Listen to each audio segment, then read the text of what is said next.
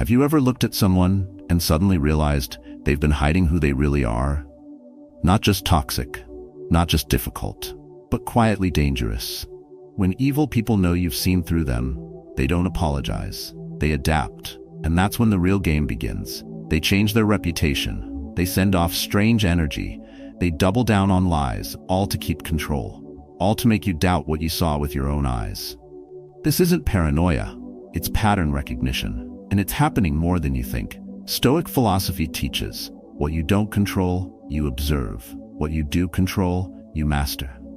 And in a world full of psychological red flags, the calm mind becomes your sharpest weapon. This video reveals 7 subtle things evil people do once they know that you know, using practical insight, clear language, and the timeless mental discipline of the Stoics. You'll learn to spot early signs, guard your emotional energy, and stay one step ahead of manipulative behavior. If you've ever felt the weight of someone silently trying to break you down, you are not alone. And you are not powerless. Watch closely, because the sooner you recognize the pattern, the faster you reclaim control. Like this video if the message resonates. Subscribe to the channel for more tools to protect your peace, elevate your thinking, and walk through the world with calm clarity. Let's begin. 1. A reputation reboot meant to deceive you. Don't need a confession to know when someone's hiding who they are. You feel it in the shift, the sudden kindness that wasn't there before, the overly polished words, the new narrative they present as if they've been reborn overnight. It's subtle, but calculated. When an evil person realizes they've been exposed, their first move isn't remorse, it's reinvention. Not of the soul, of the surface. They know their image is cracked, and instead of facing the fracture, they cover it with a more convincing mask.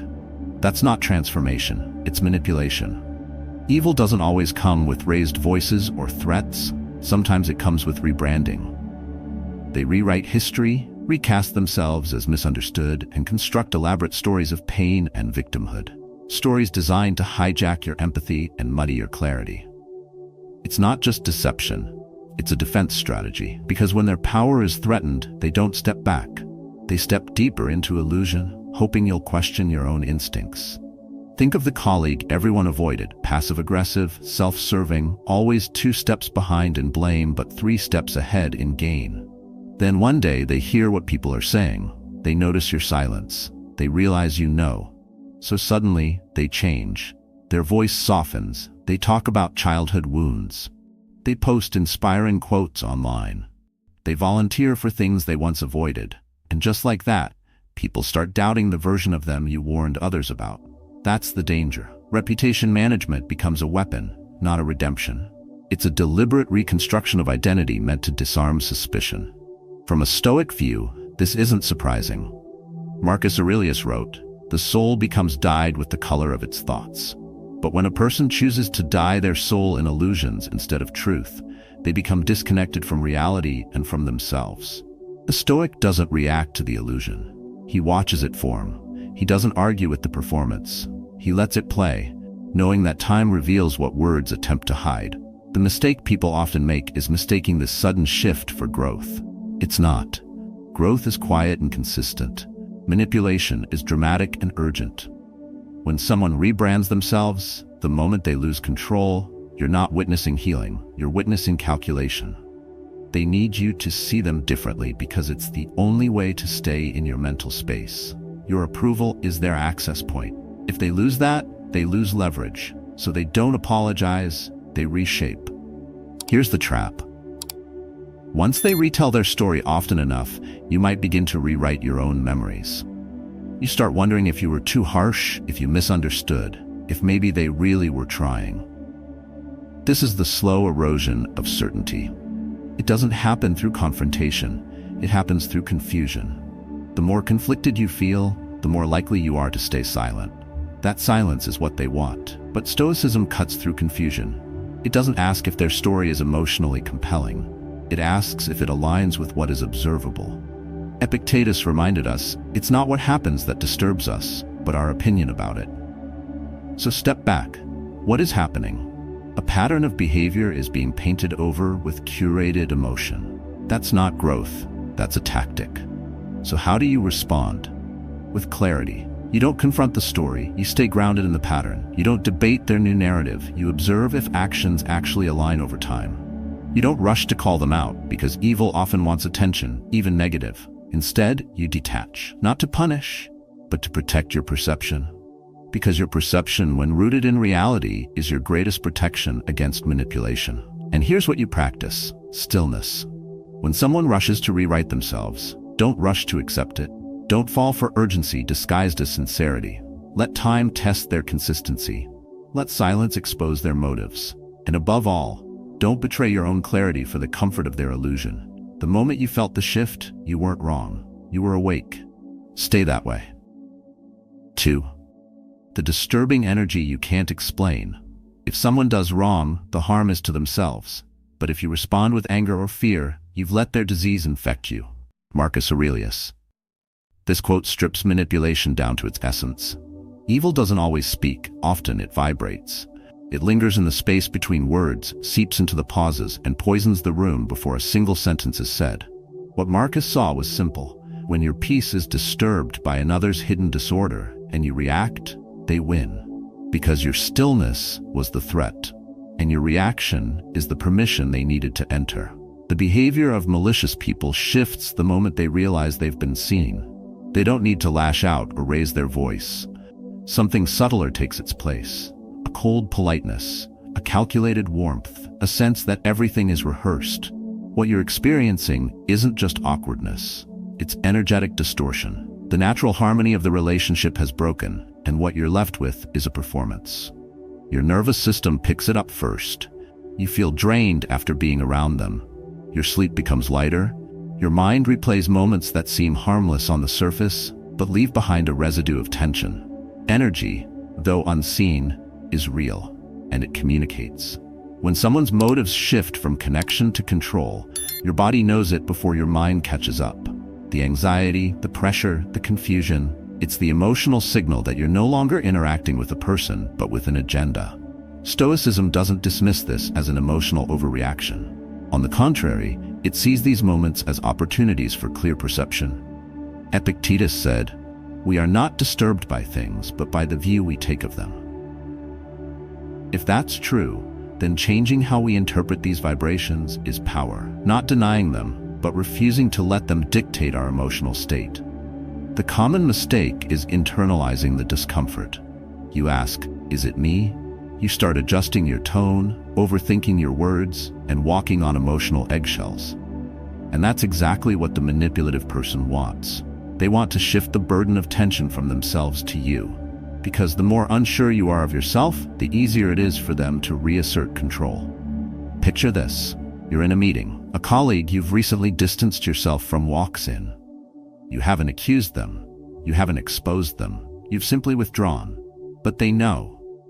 Their body language is different. The way they watch you. The way they laugh at odd moments. Their presence feels too heavy, too intentional. You leave feeling depleted, not because of a conflict, but because of unspoken pressure. That is the weight of someone trying to bend your energy without touching your words. So, how do you respond? You don't mirror their intensity. You don't adjust your rhythm to match their discomfort. You ground yourself deeper. You observe without engaging. You answer simply. You move with precision. You don't seek to expose them. You protect your clarity. Because the more disturbed you are by their shift, the less anchored you become in your own boundaries. And once you lose that, they've regained access. Clarity isn't passive. It's deliberate.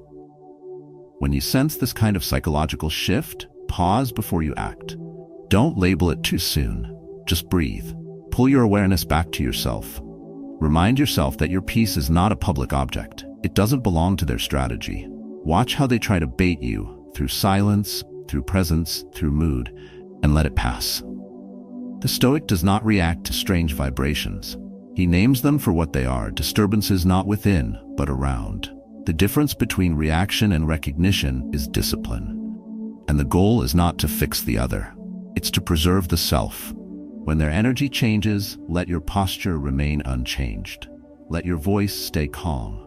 Let your schedule stay intact. That is how you win, not by outmaneuvering them, but by outlasting their chaos without letting it stain your peace. 3. Lies that multiply like a virus. He who tells a lie is not only a liar, but is also a coward, for he fears the truth more than judgment. Epictetus. The need to lie doesn't come from strength, it comes from fear. Not fear of punishment, but fear of being seen. That's why when someone's deception is exposed, they rarely stop, they escalate. They don't clean the web, they weave more threads. Because in their mind, the danger isn't what they did, it's that someone else finally saw it. The threat is not exposure to the public, but exposure to truth. You'll recognize the shift immediately. The first lie is usually simple. It protects the ego. It covers a small wrong. But once challenged, they panic. The story morphs. New details appear. Other people are suddenly involved. Their version becomes theatrical, dense with emotion, and increasingly hard to follow. This is not a coincidence. It's a strategy, because confusion is a weapon, and doubt is more useful than defense. The more chaotic their explanation, the harder it is for others to trace the original fault line. Many fall into the trap of trying to catch the liar, debating details, pulling up screenshots, and asking for timelines. But this plays into their hand. Their aim isn't to be believed, it's to make the truth exhausting to find. Stoicism rejects this trap. It doesn't waste energy on unraveling every thread. Marcus Aurelius wrote, "If someone is able to show me that what I think or do is not right, I will happily change, for I seek the truth." The opposite is also true. The one who defends every misstep with a fresh lie seeks not truth, but control. The real danger is what these layers of lies do to you. They don't just distort events, they erode memory. They make you question what you heard, what you saw, even what you felt. This erosion doesn't happen in the argument. It happens in silence, when you go home and second-guess yourself. That's the virus. Not just deception, but implanted self-doubt. And the more you revisit the exchange, the more fatigued your mind becomes. Eventually, you stop trying to clarify. You give up clarity for peace. But it's a false peace, bought by abandoning your perception. Take the case of someone who repeatedly violates boundaries, then lies about intent. They say they didn't mean it like that, or you misunderstood, or worse, you're overreacting. These aren't clarifications. They are tactical redirections. They don't seek resolution. They seek advantage. And the more you tolerate, the more you become part of the performance. Stoic practice demands stillness in the face of chaos. Not blindness, not denial, but detachment. You don't need to prove the lie to everyone. You only need to refuse to participate in it. That means you no longer chase explanations. You no longer demand accountability from someone who's addicted to denial. You simply withdraw the one thing they need to keep the illusion alive: your attention. From a Stoic point of view, truth doesn't require your defense, it requires your discipline. When you see the pattern of lies compounding, you act with clarity. You remove emotional investment. You return to what's observable, not what's said. If they change their story 3 times, you don't correct the narrative. You step back and recognize what that behavior means. And what do you do next? You stop engaging in mental debates. You let the facts speak in silence. You write down what you experienced if you need to remember it clearly. You talk to someone grounded, not for validation, but to recalibrate your perception. You keep your voice calm, your movement steady, and your presence light. Because when someone builds towers of lies, the most powerful act is to let them stand alone in it, while you walk away untouched. The Stoic doesn't seek revenge, he doesn't beg for truth, he simply lives in it, quietly, fully, unshaken. 4. Only present when there's something to gain. What you see in someone's absence says more than what they ever said in your presence. It's easy to confuse convenience with loyalty, especially when someone is consistently available until you're no longer useful to them. The moment a toxic person realizes they've been exposed, they change their proximity, not out of shame, not out of growth, but calculation. If being near you no longer benefits them, they step back. And if you hold any value, they can still extract, they reappear. Not as a friend, as an opportunist. Loyalty, for the evil-minded, is not a virtue, it's a transaction. Their kindness had terms, their support had conditions. And once your clarity threatens their control, the contract dissolves. They don't argue with you, they withdraw. Or worse, they pretend to have never harmed you at all, hoping time will dissolve your memory faster than it dissolves their guilt. This behavior often surfaces in professional or social dynamics. Picture the coworker who praised your ideas when you were climbing, present at every lunch, offering advice, texting late at night. But when you started speaking the truth about unethical decisions or called out dishonest behavior, their tone cooled. Their messages slowed. Eventually, they were nowhere to be found. Until they needed something, a reference, an ally, or access. That's not confusion. That's design. The common response is self-blame. You wonder if you pushed too hard. Maybe you misread the relationship. If you're being too sensitive. But Stoicism rejects this spiral. It teaches that what others do when you're no longer useful is not your flaw. It's their nature being revealed. When another blames you or hates you, or people voice similar criticisms, go to their souls, penetrate inside, and see what sort of people they are. You'll realize there is no need to be racked with anxiety that they hold any particular opinion about you. Marcus Aurelius. You didn't lose a friend, you lost the illusion of one. And that's a gain, not a loss. The Stoic mind doesn't chase explanations from the inconsistent. It watches, it remembers, it observes patterns over performance. Epictetus said, "Don't explain your philosophy, embody it." You don't need to accuse or announce anything. You simply let absence clarify the relationship. What's most dangerous about this kind of selective presence is its emotional residue. You begin to internalize their retreat as evidence of your failure. But their silence is not about you. It's about their lack of integrity. People who only show up when there's something to gain are not confused. They are consistent in their priorities. They calculate their effort based on potential return. And when you stop serving that return, they disappear. Yet this awareness is not meant to harden you. It's meant to strengthen your perception. You don't need to become cynical. You need to become precise. You start to value consistency over charm, long-term pattern over short-term flattery. And you guard your energy more carefully, not with bitterness, but with wisdom. From practice, you learn to respond with stillness. When someone who vanished returns with soft words and urgent needs, you pause. You don't punish them. You don't reward them. You meet them with neutrality. You let time, not nostalgia, decide whether their presence is earned. You ask no questions. You make no accusations. You simply mirror what they've shown. Convenience is not connection. This is how you stop being exploited, by watching who stays when you're no longer profitable, and by resisting the urge to re-explain yourself to those who were never truly listening. In that silence, you reclaim control. In that distance, you find peace. And in that clarity, you protect something evil people will never understand: loyalty without leverage. 5. Turning your clarity into self-doubt. Clarity threatens the manipulator more than confrontation. When you begin to see through someone's pattern, you take away the element they rely on most: ambiguity. That's when they change tactics. Not by admitting fault, but by planting seeds of confusion. The goal is no longer to persuade you they're right, it's to make you unsure if you are. And they do this through subtle forms of psychological redirection that turn your insight into self-doubt. You might recognize the pattern in small, quiet moments. You confront a boundary being crossed. Their response?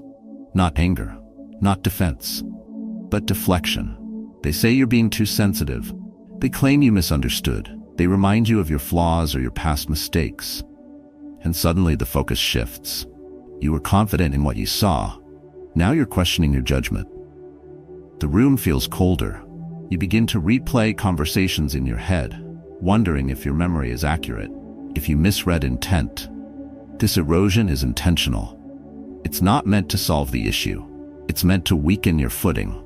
Manipulative people fear those who trust their own perception. They can't stand the unshakable, so they attack not your argument, but your certainty.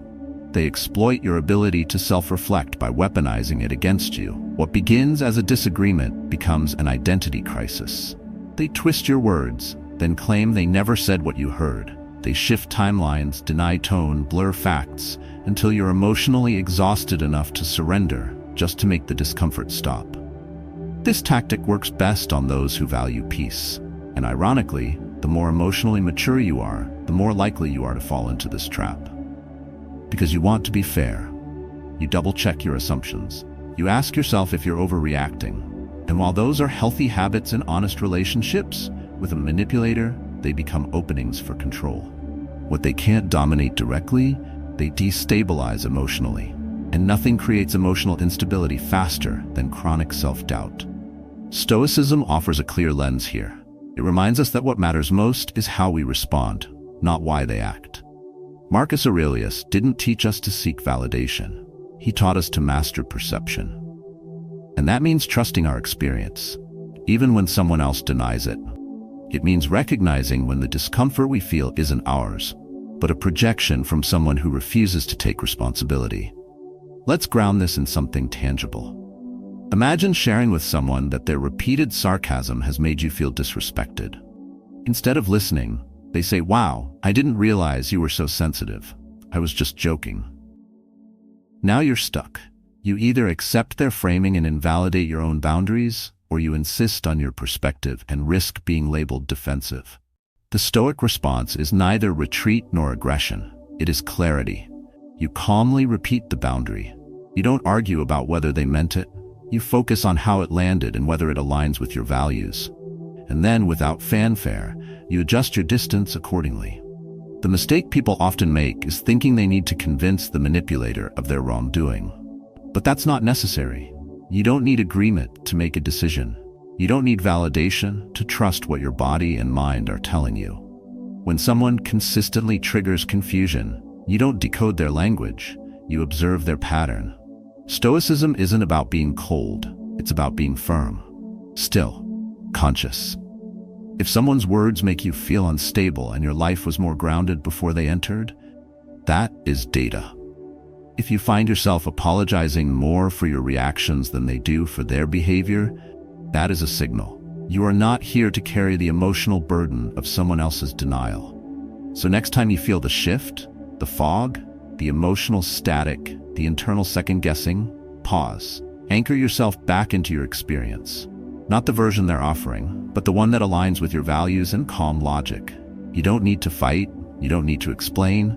You just need to remember that clarity once earned is not something you surrender to silence. You protect it.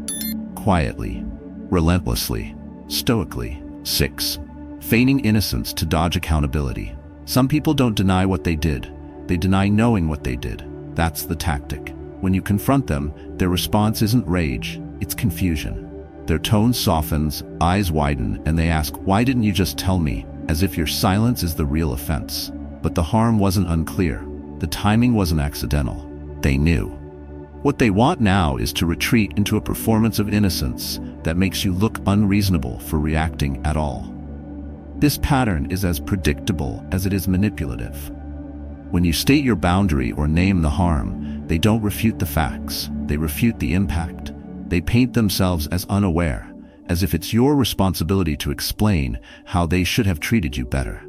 Their aim is not understanding, it's deflection. They want to shift the burden of accountability onto you, to make you feel guilty for expecting more, for drawing a line, or for even noticing the truth. This behavior is especially dangerous in relationships built on emotional loyalty. It surfaces in families, friendships, and partnerships where the offender uses familiarity as a shield. "I would never do that to you," they say, when you clearly remember them doing just that. They cling to moral language to avoid moral consequences. You end up tangled in a psychological contradiction. How can someone who loves you claim no awareness of the harm they caused? The error many make is trying to prove intent. But Stoicism doesn't rely on intent, it relies on observation. Marcus Aurelius taught that you judge character not by what someone claims, but by how they live.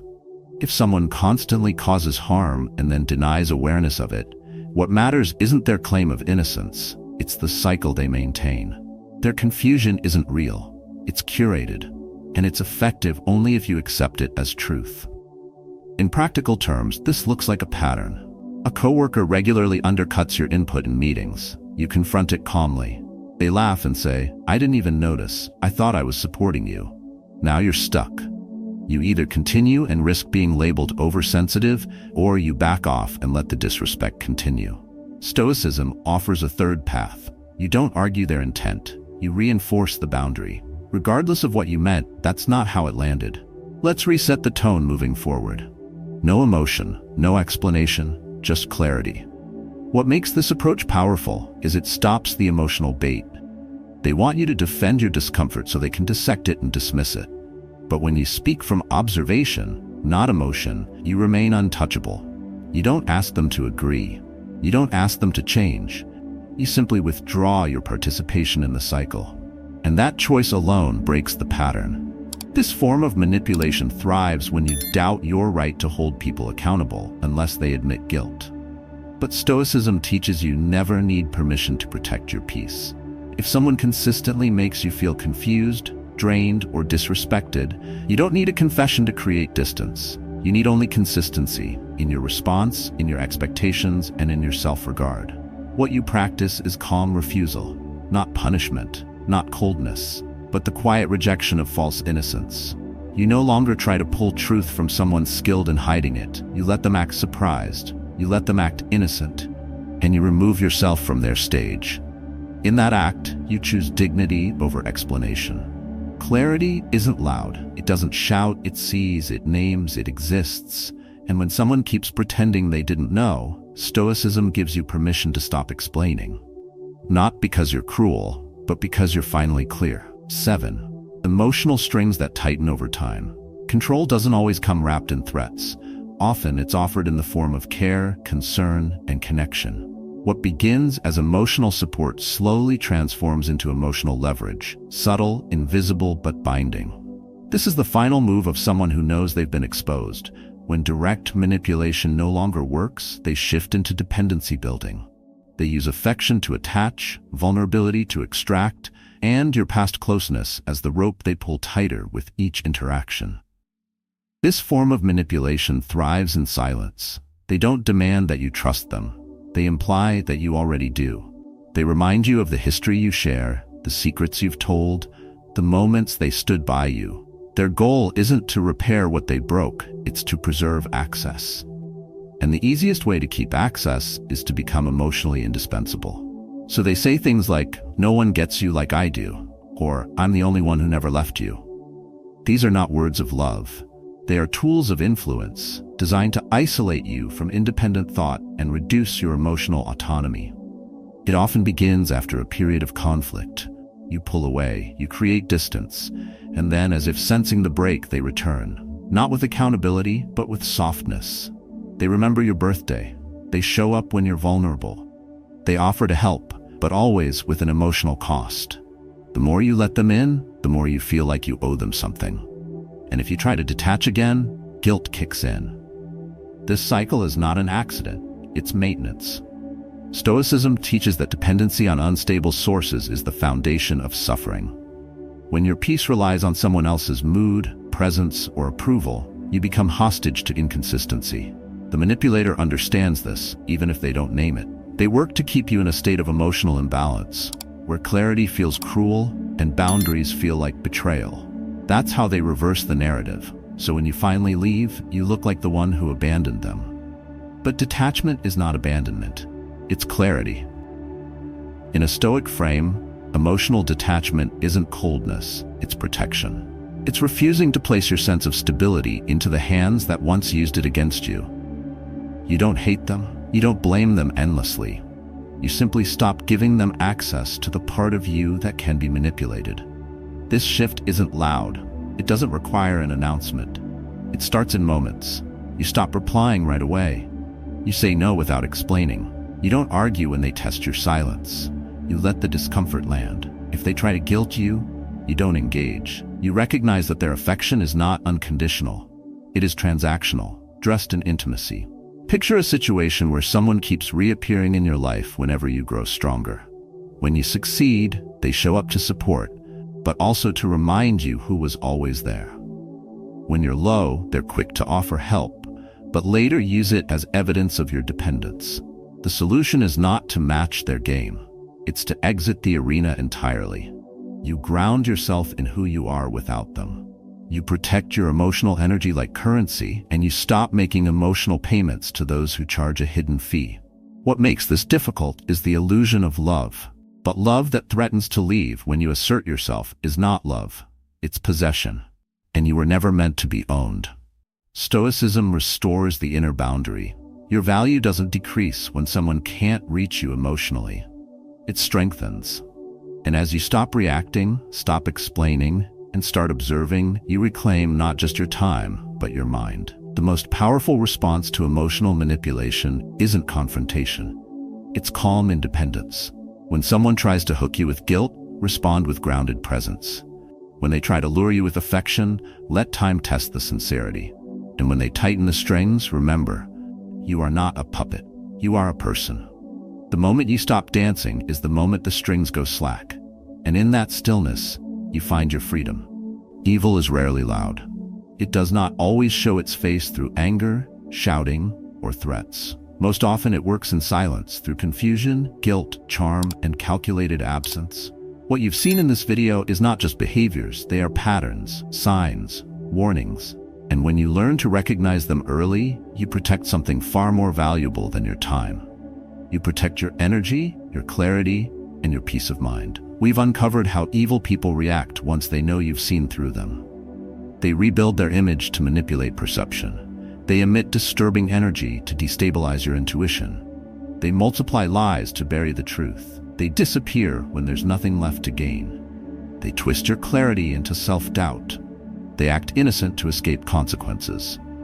And finally, they use your own emotions to bind you in quiet dependence. Each of these tactics is designed to drain your emotional strength. But with daily awareness, calm observation, and firm internal boundaries, you can stay grounded in yourself. Stoic philosophy reminds us we do not control the actions of others, but we can train how we respond to them. Your response, when rooted in logic and emotional independence, becomes your shield. So practice stillness, practice saying less, practice stepping back before reacting. These are not passive habits. They are signs of power. The more you build emotional distance from manipulation, the closer you return to your true self. And if you've encountered these patterns in your life, you are not alone. Share your story in the comments. Someone else may need your voice to feel seen. Protect your energy. Train your mind. Strengthen your perception, because in a world full of noise and silent manipulation, your clarity is your greatest defense.